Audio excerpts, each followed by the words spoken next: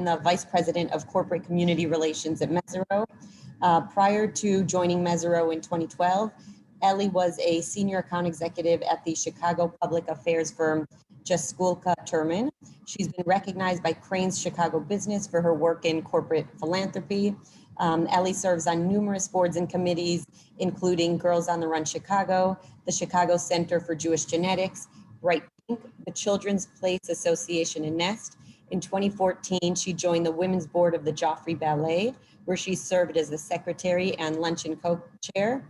And she launched the Chicago Young Professionals Board for Build On, an organization for which Ellie now sits on the Midwest Board.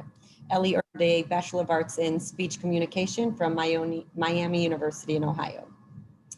Moving on to welcome Ellie.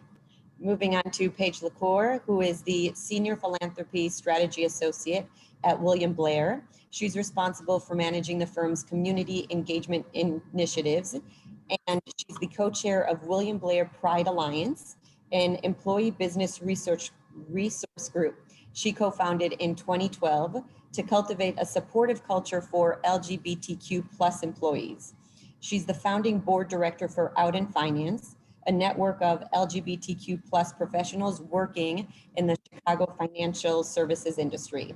Paige also serves on the associate board for the Field Museum in Chicago, and she's earned 2 BAs from Indiana University and was named as a Chicago Scholar 35 under 35 in 2019. Welcome, Paige. Moving on to Katie O'Brien Jensen. Katie is the Director of Operations and Community Affairs at ITW.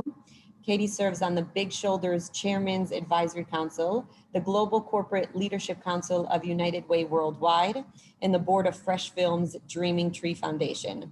She's the executive committee of Women United at United Way of Metropolitan Chicago. She holds a degree in English from Loyola University Chicago, an MBA from Lake Forest, as well as a certification in corporate citizenship from Boston College. Welcome, Katie. Elizabeth Okey is the Assistant VP of Community Impact at the Wintrust Financial Corporation. Most recently, Elizabeth worked for Burson Marsteller, consulting corporate clients on their corporate responsibility initiatives and their communication needs. Prior to Burson, Elizabeth spent more than 7 years in the Chicago nonprofit sector. Elizabeth earned a MBA in Social Innovation and Leadership from the University of Illinois at Chicago, and she received a Bachelor's of Arts in Human Development and Social Relations from Kalamazoo College. Elizabeth serves on the advisory board for the Women's Football Alliance and the executive board of directors for USA Football. Last but not least, welcome, Elizabeth. Last but not least, we've got Stephen Shaw, who is the Community Engagement Director at Verizon for the Chicago and Milwaukee markets. Prior to Verizon, Stephen was the interim executive director of the Clio Center, a Southside community-based nonprofit organization. Stephen served as the deputy chief of staff to Cook County President Tony Preckwinkle. Prior to working for the county, Stephen was an associate principal at Civic Consulting Alliance. Stephen began his career as a strategy and operations business analyst at Deloitte Consulting. And Stephen earned his Bachelor's of Arts degree in economics from Morehouse College, and he has a master's in public administration degree with a focus on nonprofit organizations and social enterprise from the Harvard Kennedy School. So round of applause. We're thrilled to welcome all of you to the panel. And hopefully for everyone who is who's joined us, there's at least one point of connection given all of these individuals' incredible backgrounds in the various boards that they're a part of beyond their day jobs. So to kick us off, I would love if each one of you can just share a little bit about who you are in your role beyond what I've just been able to share here. So we'll start with you, Paige. Great, thank you. Good morning, everyone. It's great to be here. Thank you for joining. As Leeatt mentioned, I'm Paige LaCour. I work at William Blair. We are a global asset management and financial services firm based in Chicago. In my role, I'm lucky enough to work with employees in every one of our 16 locations around the world. The mission of what I do is to inspire the next generation of philanthropists in the cities that we live and work. We do that through a number of employee managed programs, matching gifts programs, volunteerism, board matching, etc. I'm also very involved in our business resource groups that are focused on the recruitment, retention, and development of employee talent. And so I have what I like to say is the dream job that I never knew I always wanted, and I get to help all of our employees help other people in our communities, which is my dream job. So great to be here. Excellent. Thanks, Paige. Let's move on to you, Stephen. Thank you. Great to be here this morning on such an esteemed panel. Stephen Shaw, Community Engagement Director at Verizon. So I run Verizon's CSR work in both Chicago and the Milwaukee markets. And our CSR platform is really anchored in 3 tenets: 1, digital inclusion; 2, climate protection; and 3, human prosperity, which looks a lot at workforce as well as entrepreneurship and small business development, particularly in our Black and Brown communities. And so do work in those areas, and very, relevant to this session, activate our employees for volunteer experiences along those 3 kind of pillar areas in both the Chicago and Milwaukee markets. So great to be here. Excellent. Thank you, Stephen. Katie, let's move on to you. Great, thank you. Yes, and welcome everyone. So nice to see so many familiar faces. I work for ITW, so we're headquartered in Glenview, and we are a manufacturing company. So last year had total revenue of around 13 billion. I get the distinct honor of, as my VP of Community Affairs calls it, being the heart of ITW. And what that looks like for us is primarily focused in our headquarter community. We have a portfolio of around 60% in support of education, and then another 40% towards arts and culture institutions. And so within that, we do support several lines of business, and I think we'll get into some of the employee engagement, but we have a workplace giving campaign that we utilize annually, as well as focusing on supporting our ERGs, or our employee resource groups, as well. So more to come. Excellent. Thank you, Katie. Ellie, moving on to you. Awesome. So I'm Vice President of Community Engagement for Mesirow. We're a global financial services firm. We're privately owned, employee owned, not a gigantic publicly traded company. We've got about 500 employees globally. When I started in 2012, when my role was created, we had about 1,200 employees globally, but through just sort of selling off various parts and really refocusing, the firm has gotten a lot smaller. And so we're just focused in a different way. And I thought, sort of the size of the firm might be a good thing for me to put out there, just especially given some of the gigantic companies that are on the panel. Sometimes it's good to have that context. Another thing that I think that people often ask about our types of roles is sort of like where we're housed and why. So I thought maybe I would just comment on that. Traditionally, for the first about 8 years of my role, I was reporting directly into the C-suite, and I was sort of like on an island a little bit, so to speak. And our marketing department in the last couple of years has really become sort of elevated, so to speak, in terms of how we talk about our commitment to community and sustainability and DEI. And so it really made sense for me to shift into the marketing department. We have a new chief marketing officer who's awesome. So that's where I'm housed now. And that's been really great for sort of how we integrate the work that I do, focusing on neighborhoods, social justice, opportunity and inclusion, a little bit of our DEI work. It really gets integrated into kind of the story of Mesirow that we want to tell, in everything from, as broad as our website, down to the granular, like in any RFP we put out there or any meeting we might have, with a family about their individual, financial needs. So it's really been a great fit. And I know people always have those kinds of questions. So I figured I'd sort of lay the groundwork there. My role in terms of everyday tasks that I do is similar to what all of my colleagues here have spoken to, which is everything from employee volunteerism, really communicating out what our ERGs are involved in, as well as, maintaining those relationships with our nonprofit partners. We really value, sort of deepening relationships that are that come about through, either employee client or other relationships, being very deeply involved with a nonprofit. And so that's really how we end up partnering with all sorts of social service providers, across the country, frankly. And so it's sort of my responsibility to maintain those relationships and see how we can be an asset to our partners in that way. Excellent. Thank you, Ellie. All right, Elizabeth, tell us a little bit about yourself to kick us off. Yeah, certainly. So you all are in for a treat. We have 3 financial sector firms here. So just piggybacking off Ellie so that there's a little bit of a clarity of, each of these different entities, which if you've heard the name, you might be aware, but for folks outside of finance, it may just be all look like money.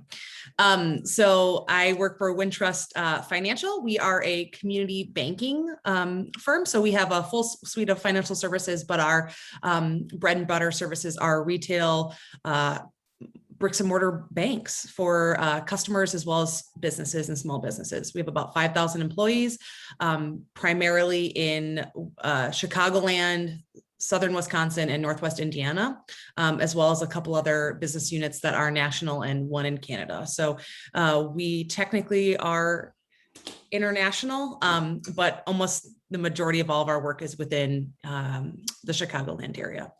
So similar to my colleagues, my work primarily focuses on community engagement. So working with our community partners, and then also employee involvement in all the myriad of ways that plays out, as everyone has kind of mentioned. I think also a good point of clarity that Ellie, forecasted. That's always a question: where does this work live within your company? And our team is a standalone team, small but mighty, and we kind of work side by side with our human resources and our marketing, reporting directly to our CEO. So there's a little bit of alignment within each of those, but also an autonomy within our team. Excellent. Thank you. All right. Well, it would be great to have each of you tell us a little bit about how your individual companies think about engaging its employees for impact. It's a broad statement, but I think especially given what we've all been through this year, every single organization, regardless of what industry you stand in, you know that without engaged employees and productive employees, it's much harder to do great work. So is there someone that would like to kick us off, sharing their thoughts on this? I'm happy to speak first. As I mentioned, the mission of community engagement at William Blair is to inspire philanthropists in our communities. Part of the William Blair mission is to actually engage in our communities. And so it's actually part of our DNA and very, very ingrained in the firm. All of the programs that we have really are designed to meet the employees where they are and help support them in whatever way is the best fit for them. And so we've got employee matching programs. If someone makes a donation of $50, we'll match that up to $1,500 per person per year. If someone's interested in deeper engagement through nonprofit board leadership, I work with them kind of twofold on board matching. We have a board matching program that monetarily matches up to $10,000 in additional contributions per employee per year. And then I'm actually a matchmaker. And so I work with employees on a regular basis in all of our offices to figure out what their passions are and really align them with the organizations where they can make a big difference and make a big impact. And so, like I said, we really try to meet them where they are and then lead them to make that impact in whatever way that they can. And I would also add, just so to put a frame around this, so there are various ways to activate employees. You have volunteer efforts, and then those volunteer efforts can be what I call your general volunteerism and your skills-based volunteerism. And I'll circle back to that skills-based piece.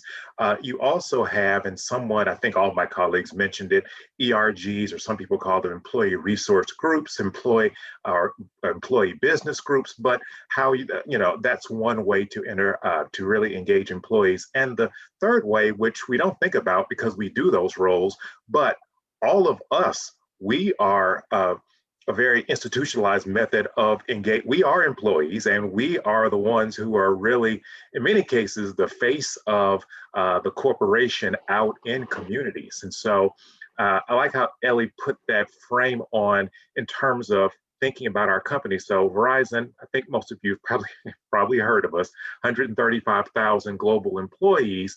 And our CEO is very vocal about the fact that we have four stakeholders. We have obviously our shareholders, being a publicly traded company. We have our shareholders, we have our employees, we have our customers, but we also have society. So society, as I tell people, it's not a junior stakeholder, it's not a subordinate stakeholder, it's a equal stakeholder, which means that what we do should have a positive, it always has an impact, but it should have a positive impact in society. And so the work that we do is, in many ways, it's kind of the gatekeeper to what that societal impact is. And especially on the community level. So I have some colleagues who are in the major markets across the country that do what I do. And so we are part of our public policy and law group.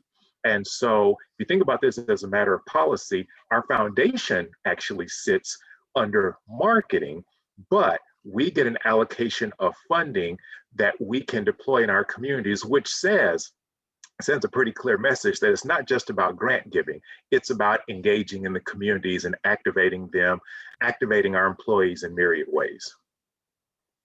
Excellent.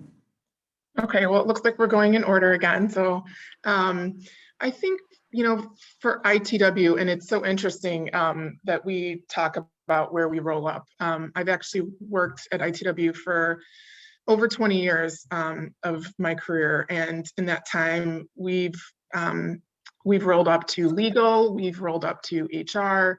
We currently are sitting on the CEO island that was referenced. So, and I think, that speaks to, that there really is engagement that's being embedded in the organization, in our organizations in so many different ways.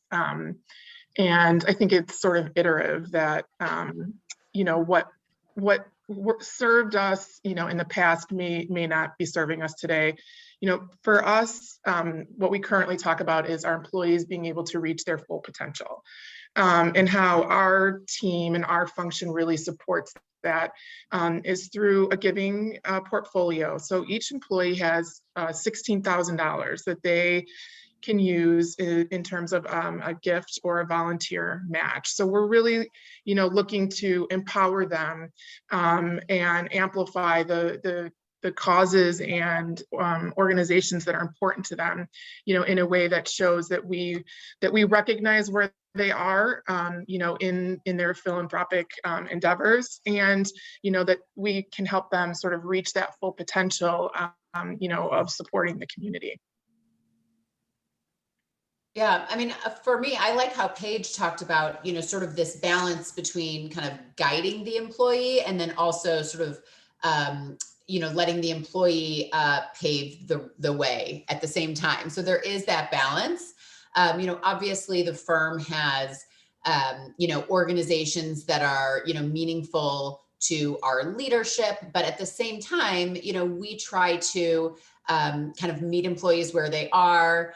And, like I mentioned earlier, we want to engage with organizations that have some sort of, hook in terms of an engaged employee, whether that's, for an executive from our leadership or just one of our employees who is, involved in volunteering or on a board, with an organization. We don't have a foundation and we don't sort of give grants based on applications that come into us or just kind of like meeting a new nonprofit and we think they align with us. I mean, what's really important to Mesirow is to have that engaged employee, or maybe it is a client and we're showing kind of that shared value in terms of getting behind them and supporting them in what they're engaged with. But having that hook, which is a weird way of putting it, but having that sort of rationale for our giving, really makes it all kind of relate back to, our focus areas and really adding value sort of for that employee and letting them lead the way. And then we've seen a lot of that kind of grassroots approach in how our ERGs, which are still kind of developing, and we're really we're getting there, but how they've been created. I mean, Pride Connect is probably our most sort of robust right now, ERG, and that was very much kind of a bubbled up from individuals, grassroots creation a handful of years ago. So that's kind of how we approach it. Just like Paige was saying, it's that balance. We don't want to be mandating, get involved with this. This is the only thing we have to offer. But we do want to be, sort of creating some opportunities. I mean, there's got to be something that we're offering. So it's that balance. All right. I think the only other thing I want to add is in terms of engagement for employees, one thing that we really focus on is the fact that our employees are our lifeline to our communities. So our banking model is different than our competitors. So being a community banking model, we have 180 plus branches, but none of them have the same name. So if you go to, you're in Hyde Park, it's Hyde Park Bank and Trust, and that is a true organic meeting the needs of that community. All of our banks, we have 15 charters that across the network, and each of them are specific for those communities with their own budgets, their own CEOs, their own board of directors. That means that we are truly, despite having a larger holding company, we are truly ingrained in our work. And that, business differentiator leads directly into employee engagement for impact. So when a need arises within one of our communities, our employees are the ones that know about it, react swiftly. They have we have the budget lines to allocate for those resources, but it also means that, our employees are the ones that are saying, great, we turned our conference rooms. Actually, a better example would be during the SBA PPP loans, which I might mention again later. During that process, we recognized a need within our communities that our low and moderate income communities had barriers to entry. So there were technology barriers, there were language barriers. They were not submitting applications for these loans that were vital to that community's revitalization, and everyone getting back up on their feet up on the ground. And these employees recognized the need, and they said, we will open our doors during a pandemic, which is a little harder, but open our doors and specifically have technology. We'll have bankers that are there that will literally process the loans for them, do all of the paperwork, just being aware as members of that community, what the greatest need was. And, yes, it's part of their job, but the truth is no one asked them to do it. So it really has to go with the fact that they're really engaged and, trying to make an impact. Excellent, thank you. So next question, it would be great to have each of you speak to how you see employee engagement around impact directly influencing or impacting your company's bottom line.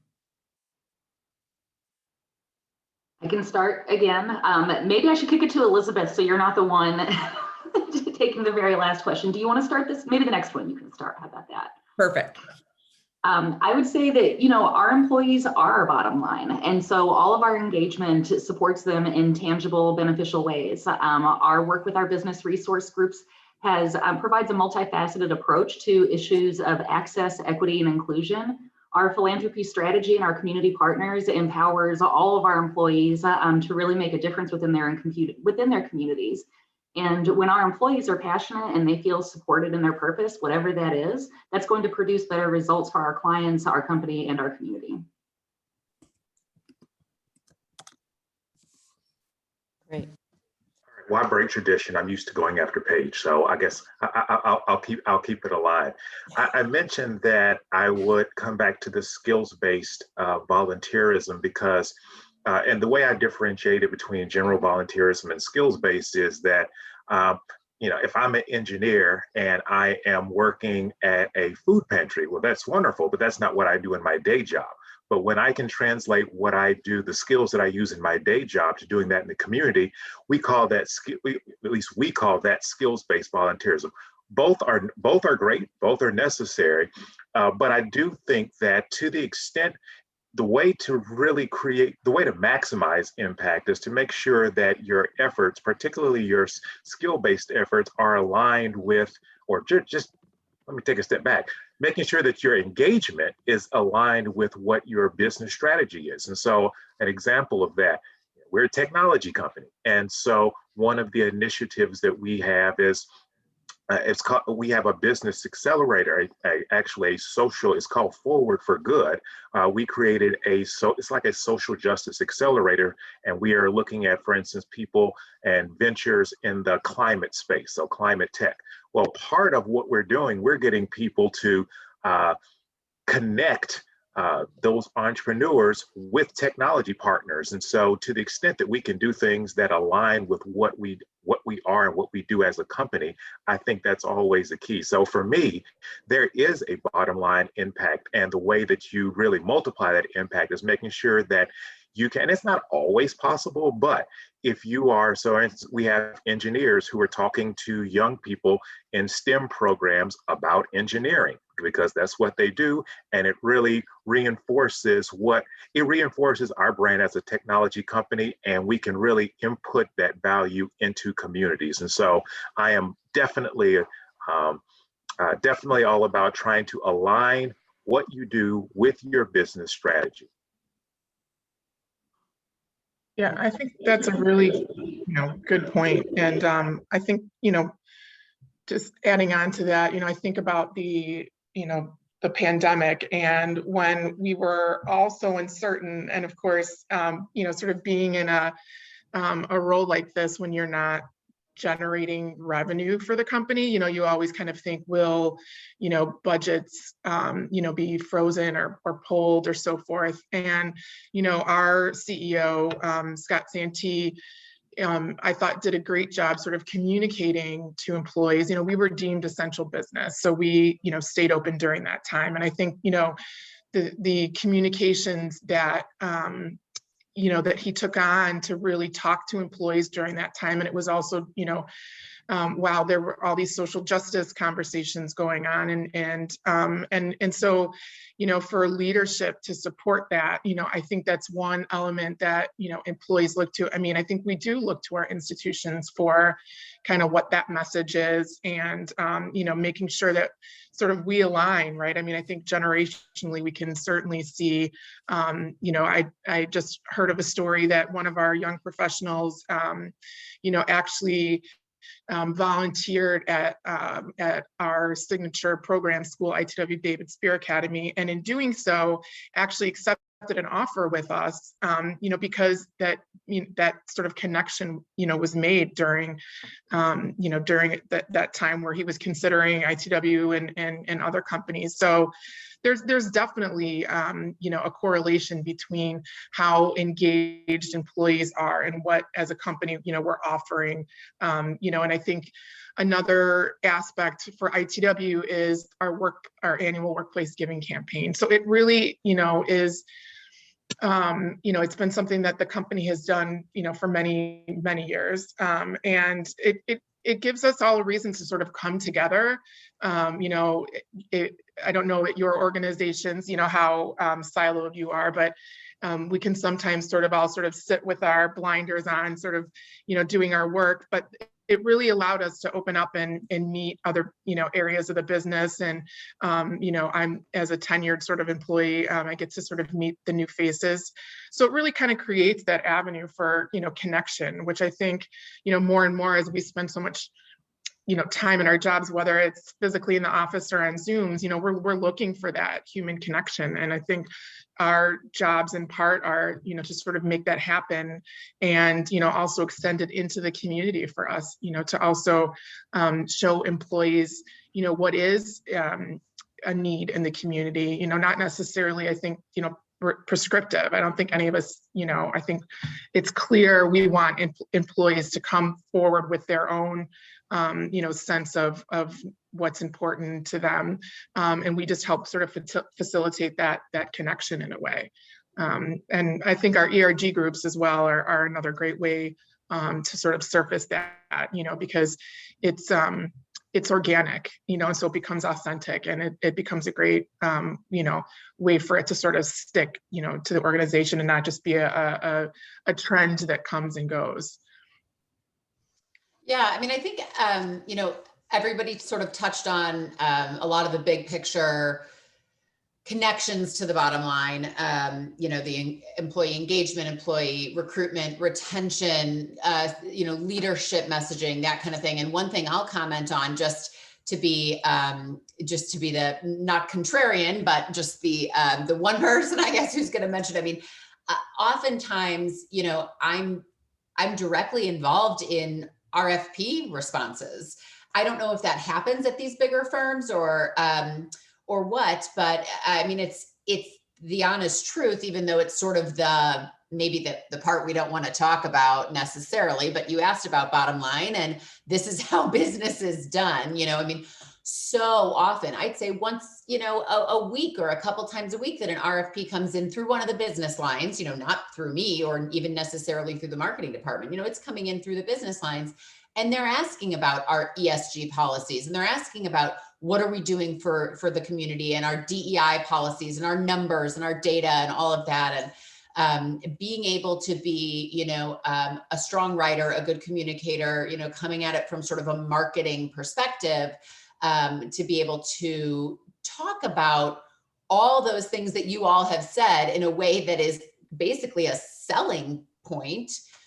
That's the connection to the bottom line when it comes to my kind of world. I think with Stephen, it's like every day they're interacting with their clients and customers, because if it's a commercial, if it's any sort of like really B2, what is it, individual, B2C, B2 customer, versus some of these institutional relationships, and how we let those institutions know what we're doing in the community and why they should care. It goes further than just sort of putting it out there on our website when people are literally asking for that data. And so that's where I think it is affecting the bottom line. And I think more and more people are asking for it, whether it's consumers asking Stephen's company for that information, tell me in every commercial what you're doing for the community, or a big institution, saying, here we are engaged in the city of Chicago, and we want to partner with organizations that are engaged in the city of Chicago. So if you want to be that partner, Mesirow, tell us what you're doing. And so that's, just a very black and white way. That is how we're affecting the bottom line, at least in my role and at our size of company. Great. Elizabeth, what about you? I think the only other thing I want to kind of add is ironically, right before this panel started, I made a joke about an interview question I had once. And another interview question I had once was, why should anyone give a damn about corporate responsibility? And piggybacking kind of off of what both Katie and Ellie said, there's kind of two avenues where you can see it. It's proactive or it's reactive. So you're either going to spend the money reactively trying to cover your tail in crisis communications or other aspects, or you're going to be proactive and you're going to recognize that this is a business imperative. So having engaged employees leads to, lower turnover, increased retention, happier employees, more productive, et cetera. That's already been mentioned. But it also, like Ellie said, truthfully, is also just a great branding opportunity. And, I kind of teed up, mentioned earlier that, our work with PPP loans, what we're seeing and how that, how our employees going above and beyond, but also being aware of what our communities need and what their customers need and what's happening, led to a halo effect for us. And following PPP, we, have had lots of folks that had a great experience. Maybe they were banking with a competitor, couldn't get their PPP loan processed, came to Wintrust, processed it despite not being a customer, which is unheard of, and shifted their business and brought it all over to us. We're seeing that, quite frankly, a lot. And Ellie's, kind of hitting the nail on the head that it's not something we like to always tee up, that it's not a causation, right? It's not the fact that I serve on this board, so therefore they have to bank with us. That is not the case. But the truth is, if you have engaged employees that really, are being impactful, and you are working to that, there is going to be a positive branding opportunity. Excellent. Well, it's already 11:06, time is flying by. So one of the next question, what I'd love for you guys to answer, and we'll start with you, Elizabeth, so that you don't have to start it as the one thing I'll add beyond what everyone else. I love it. What would you, so now let's take a little bit of a different perspective, because I think that there's individuals here on the panel that might be part of senior leadership teams that are partnering or working in conjunction with the corporate affairs or corporate citizen groups, which all of you are a part of. So what request would each of you make to other senior leaders, maybe within your own organizations, to fully activate your company's community engagement and philanthropy efforts? So I think that this will be illuminating to hear what you guys have to share as individuals on the panel are thinking about how they might be really good partners to individuals like yourselves within their own companies. Great. I love tough questions, so this is great. So I think that obviously being aware of context first. So I work in a risk averse industry, and that's for a good reason, right? So we would like our financial sector to remain stable, so avoid too much risk. But what 2020 has especially taught me is that there's a lot of opportunities for progression. One of the favorite Martin Luther King quotes is around the moral universe. It is long, but it bends towards justice. So knowing and recognizing, if I was speaking to an executive leader right now, knowing and recognizing that road is long, it is hard, but that those incremental changes need to happen and we can't do them overnight. So it's got to be a small little chipping away at each issue. That is all of the ESG issues, environmental, social, governance, employees, supply chain, whatever it is, and chipping away at those issues and being honest where we're at right now. And the truth is there's no perfect company. There's no one that's doing this perfectly. But the point is that we're on a road towards progress. See where we are, make those incremental changes, and be vulnerable, be transparent, and own that. And also, don't be afraid to say, we don't have it right just yet. On the flip, and you didn't ask this, Leeatt, but that I also would say conversely to consumers and community members, the same thing. The road is long. This moment, none of us are perfect. 2020 has exposed a lot of flaws and has made us all aware that we need to do better. So as a consumer and as a community member, hold us accountable, but recognize that progress takes time. Excellent. All right, Ellie, let's have you share some thoughts. That's hard to follow. I think we should just end the panel here because that was amazing. When Liz was speaking, I was thinking about the Edelman Trust Barometer, and we turn to that a lot on our team. If you have not tapped into some of that data, those on the panel, those listening, I really urge you to take a look annually at the Edelman Trust Barometer. It's amazing to see how they sort of quantify, what consumers are looking for. And over the past few years, especially I'd say in the last year, we've seen that, consumers want their CEOs of the companies they're doing business with, to speak out on issues that are important. And so we really follow that. Our leadership feels very impassioned about, issues from gun violence, and other epidemics plaguing our neighborhoods, to inclusion, et cetera. We, as a privately owned company, I think it tends to be perhaps a little bit of an easier road to be that person and make those statements, but we hope to, inspire others by doing that. Richard Price, our CEO, and our CEOs before him and our other executive leaders are very passionate about the issues that are important to them and that are important to the firm. And so, just urging people to truly take a stand and to speak out, and you'll see that results in positive impact. And the Edelman Trust Barometer is a good way of sort of proving that point. If your leadership doesn't want to hear it, I would urge you to use that as sort of evidence of the importance of speaking your truth. And then again, like sort of the grassroots thing. I mean, it's sort of it's a top bottom thing together. I mean, it's them speaking their truths, the employee base speaking their truths, and coming together in the middle to discover, you know, what your values are as a company and communicating those.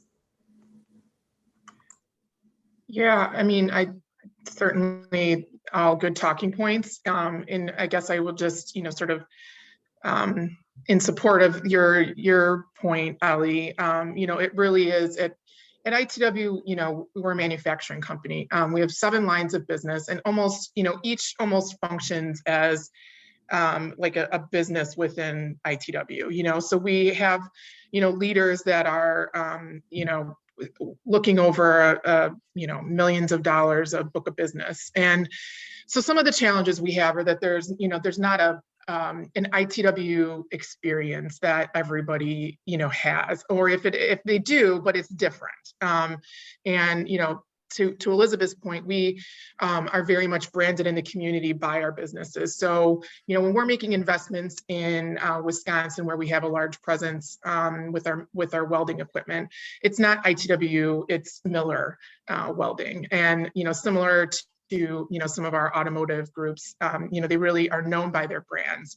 You know, so we don't necessarily get the you know, the cause marketing, you know, budgets and so forth. But what we do have is, you know, a leadership team, you know, that they are, you know, they all touch our relationships in some way. They all serve on boards, you know, they all have executive sponsor our ERG groups, our workplace giving campaigns. So they see our work firsthand. So, you know, for us, I think it really is about sort of just continuing on the path, you know, but also keeping a pulse on the things that employees are doing. We just had a great kind of cross ERG allyship webcast.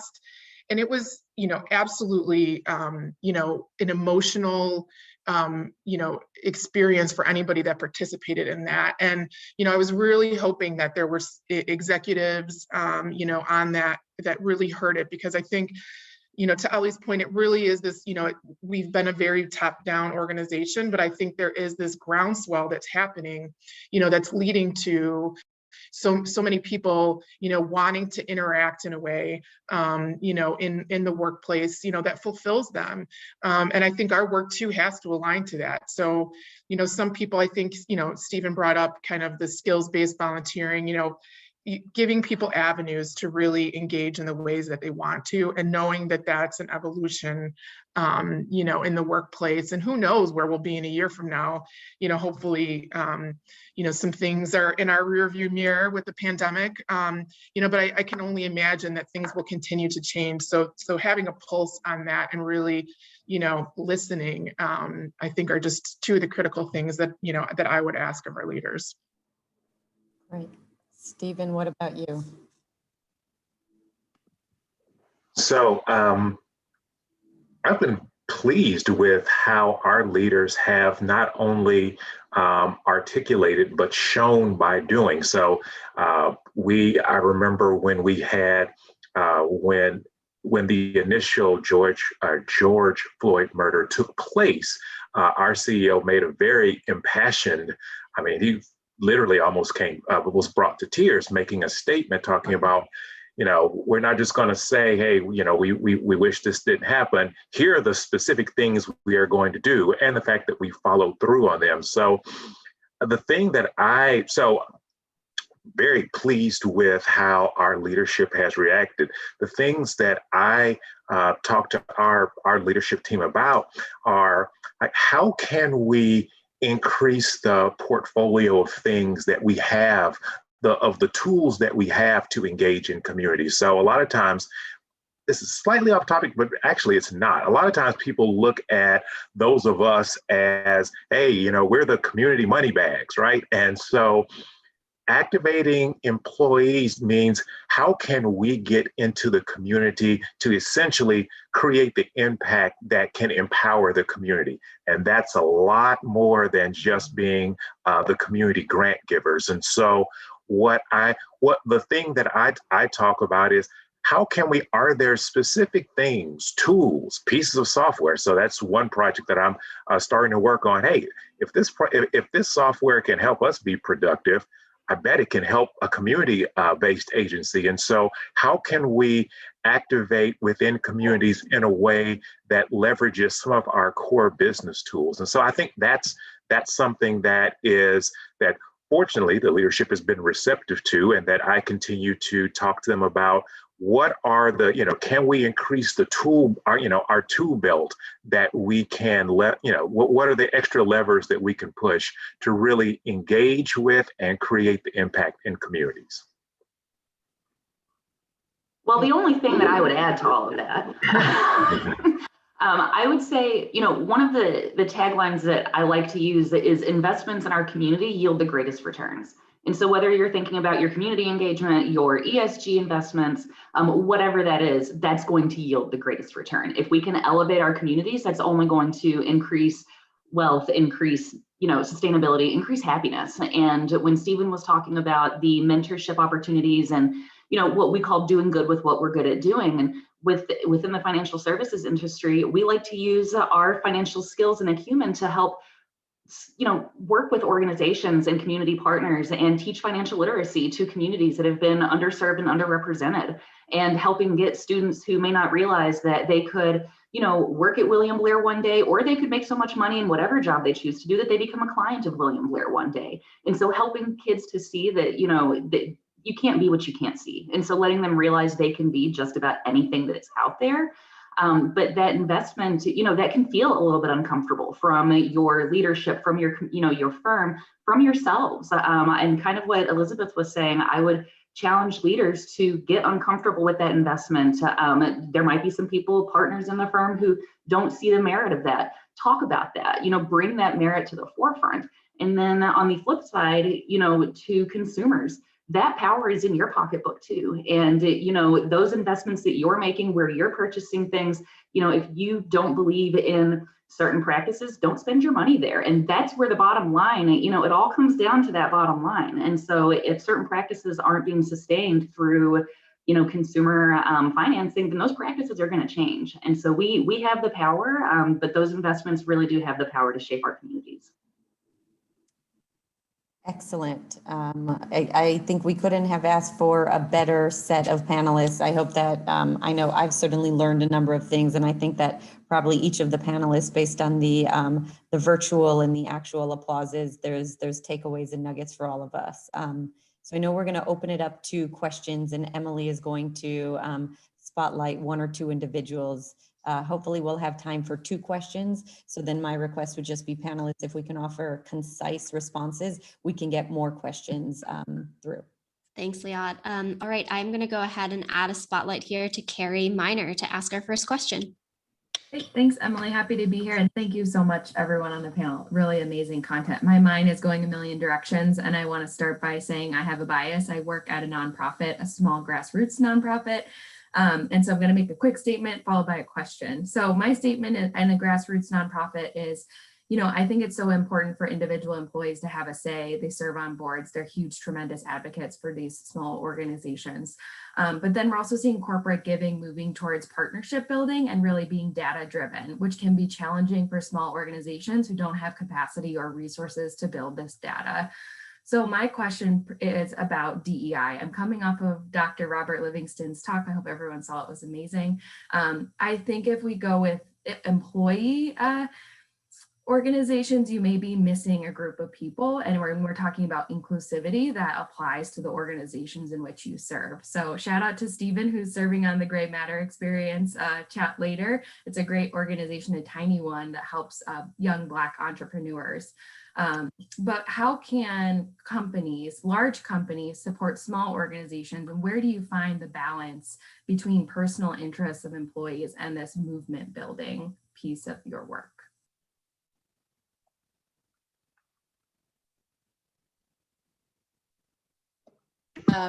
I'll speak to that, especially because, you know, at Mesirow, we don't, like I mentioned, we don't do like really official grants. So we often we're not sort of challenged by having to make them very, you know, specific in terms of data. You know, we can really be flexible with our giving. So I think oftentimes, you know, maybe seeking out corporations that maybe aren't publicly traded or are, or, you know, don't have those kinds of restrictions against them in terms of their giving. You know, I know banks have a lot of restrictions. So, you know, maybe if you would be able to work with, you know, the corporation to really talk about what they could fund that might allow you to then get more funding, right? It's sort of like, maybe they're not funding something programmatic, but by setting you up with, you know, XYZ kind of technology or, you know, whatever it might be that will allow you to then in turn approach some of these bigger corporations that are restricted in the types of gives that they can do. You know, so I urge you to think creatively in terms of how, you know, what you're asking for, that some types of companies or maybe family foundations, you know, might be able to do more flexibly than like a Verizon that has, you know, publicly traded sort of regulations and stakeholders and really have to stay sort of in certain lanes. If that helps answer sort of at least one of your questions. Terry, I would also say, and this dovetails from my previous comment about corporations can be, and I think are, resources in the community, and those resources don't always fall into the bucket of direct grant funding. So, for example, there was a small organization.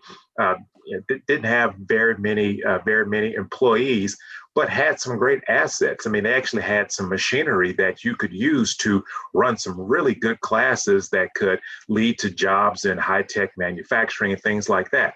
Well, we didn't give them a grant, but what I did, I actually connected them with someone who can teach classes and utilize that machinery. And so if you think about how much someone would have to pay to get a full-time instructor, that's probably more, well, not probably, it is more than a grant that I would have given them. And so I think part of it is being open to resources in a more full or robust, you know, kind of catalog than just looking at, hey, can I get a grant from you? And so, for instance, you mentioned gray matter. Love gray matter, probably why I'm moderating that panel later. And so we did give them a grant during one cycle, but Brittany talks about it, says, wow, you've introduced me to so many people and helped to, you know, meet new board members and things like that. And so I think it's looking at how can, especially those of us who sit in these seats, how can we engage with the community, which is specifically, well, I wasn't on the naming committee, but the position I'm in is specifically community engagement. We're not just the community philanthropy. And so there are lots of ways that communities can engage organizations big and small within the community.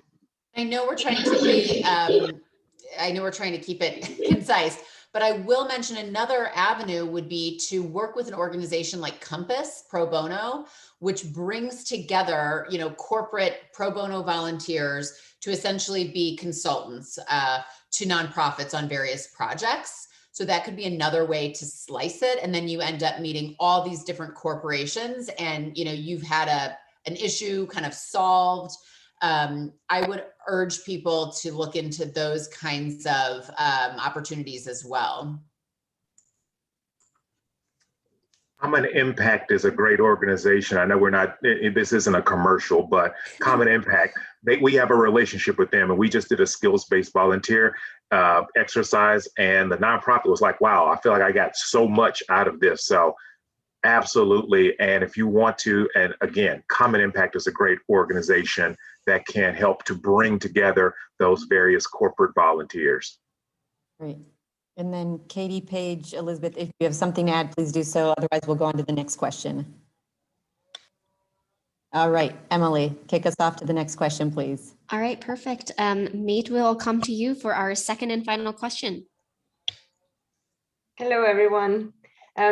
My name is Maite Nogales, and I actually have a more best practice question, to be honest. So we have an established program already, and what we're struggling with is recruiting kind of new volunteers. How do we get people involved? And then the issue sometimes is also that the managers are not fully behind the volunteerism itself, right? So they would love to do it, but then the manager is kind of tentative or doesn't allow it because we have to have the approval from the manager.